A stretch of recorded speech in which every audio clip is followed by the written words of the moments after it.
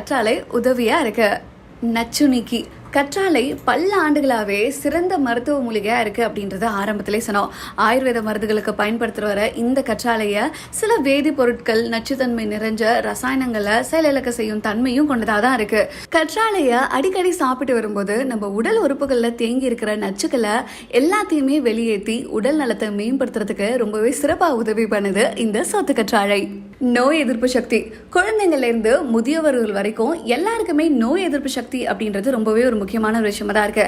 அதுவும் இப்ப இருக்கக்கூடிய இந்த கொரோனா காலகட்டத்துல நோய் எதிர்ப்பு சக்தி கண்டிப்பா எல்லாருக்குமே வேணும்.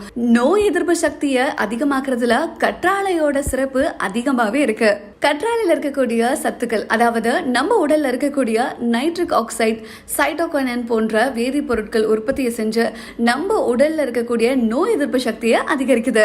குழந்தைங்கள்ல இருந்து முதியவங்க வரைக்கும் இந்த கற்றாழையை சாப்பிடும்போது